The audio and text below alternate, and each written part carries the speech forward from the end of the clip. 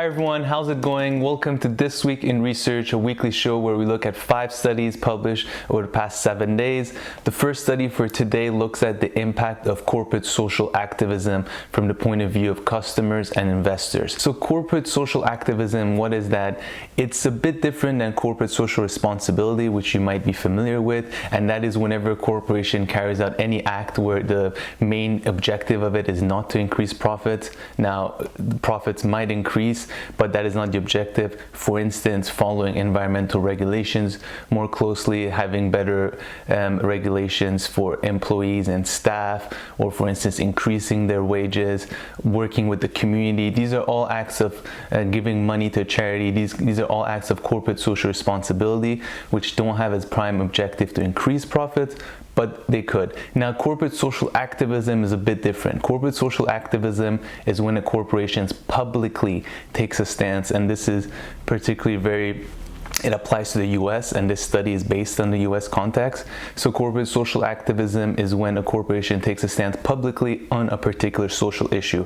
So for instance, Nike sided with Kaepernick in that whole kneeling issue when it comes to American football games, whether you can kneel or not during the national anthem. Or for instance, Delta cut its ties with the NRA, the National Rifle Association. So these are acts of corporate social activism. Now, typically investors do not really like such corporations taking part in corporate social activism. They deem it to be perhaps risky. However, they found that as long as their position does not deviate too much with the point of view and with the interest of the investors and other important stakeholders such as customers or the government, then stock prices are not necessarily affected negatively. In fact, they could even be affected positively if the position that the corporation takes does not deviate too much from where the investors and other major stakeholders stand.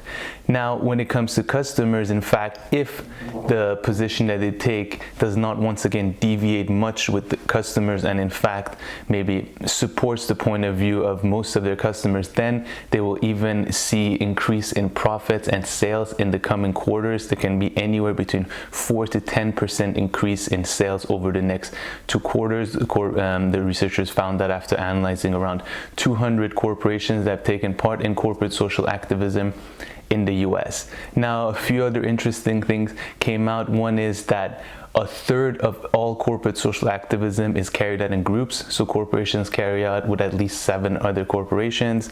They also found that as long as the investors know what the potential business value, a benefit of taking a stance on a specific issue is, so it will help the image, it might increase sales, etc.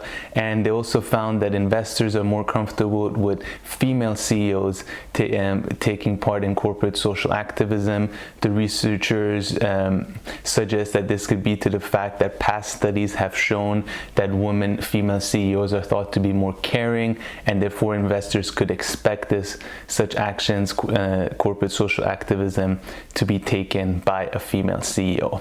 But pretty much just to summarize, the study found that acts of corporate social activism can in fact be profitable and good for the bottom line, for both from the investor's point of view and from increasing sales, as long as the position that the corporation takes does not deviate too much from the point of view, from the ideology and the position of the investors and customers. Now, it is pretty much a consensus among people, whether they're on the left or the right, and different media critics, and that is that the mainstream media really live in their own bubble to a large extent. And a study of 2,000 journalists based in Washington found that on Twitter, in fact, journalists and media members are even more siloed, and they fall within specific communities. So they looked at 2,000 journalists who are based in Washington, and they found that you can classify them within 9 communities. So they fall within a legacy community, and this subgroup you can call on Twitter mainly consists of journalists from outlets such as New York Times, Washington Post, NBC. They find that another silo is really just CNN, and this is all the media members who work on CNN. Another major one is on Congress Congress, so all the media and journalists who cover Congress fall within that silo. And they really found that, for instance, when it comes to the Congress silo, when you look at the interaction of the journalist within that particular group, when you look at who they interact in the bigger sample and within the bigger 2,000 sample, they find that 50% of all interactions were with other journalists who fall within that Congress silo. So journalists who are covering Congress. Now you can say that perhaps that makes sense. They're all focused on a specific issue and covering a specific topic, so it makes sense that most of their communication, that 50% of their communication out of this whole sample is really just with the people that cover Congress. But then you look at the elite silo, and there you find that 70% of all the interactions of the journalists and media members that fall within that silo are with other people within that silo. So 70% is purely with people that fall within that smaller silo and not the bigger sample.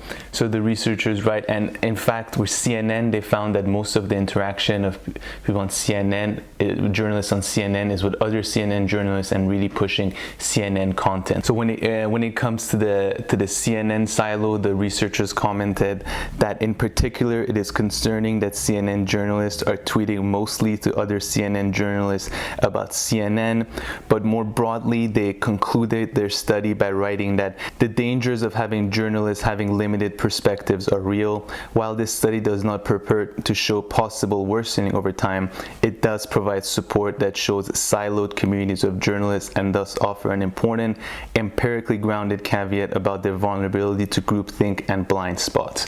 So the researchers found that not only is there the silo of Washington-based journalists that they operate in that is pretty much well known, but when you look at Twitter, it really becomes even more smaller bubbles of silo, and they argue that the bigger Washington-based silo can be understood as a combination of all these little silos that exist on Twitter, where journalists really seem to interact mainly with people within their own silo. The findings of the third study are quite troubling. The researchers found that for the first time since the 1890s, cognitive function for 50-year-olds and above is on the decline. So since the 1890s, cognitive function was going up for seniors, peaking with the generation born in 1920s. But since the baby boomers, so since the late 40s and the 50s, cognitive function are now going down. This is based on a sample of 30,000 Americans. Dementia has also been going down over the past few decades in the US, but the researchers suggest that based on their findings, dementia could be on the rise again as baby boomers are performing worse on cognitive function. Baby boomers above the age of 50 are doing worse on cognitive functions compared to past generations. And the researchers don't associate that to childhood. They in fact write that if it weren't for their better childhood health, more favorable family background, more years of education, and higher likelihood of having a white-collar occupation, baby boomers would have even worse cognitive functioning. So they really don't associate it to a bad childhood, and they point out that baby boomers had some of the best childhood so far in recent history, at least in the Western world. Now, what could this be associated? They say that this drop in cognitive function could be due to a few factors.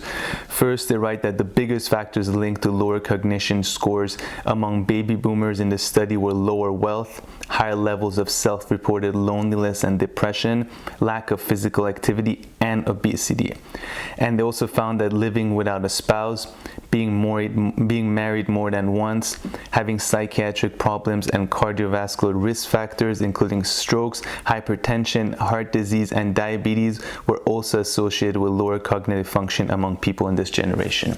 So the research, really to summarize, found that cognitive function in fact has stopped going up, and this is a reversal of trends as mentioned, which started around the 1890s. So it is quite troubling, and we'll have to see what future research finds on this, including if dementia will once again stop going down but actually increasing in the near future.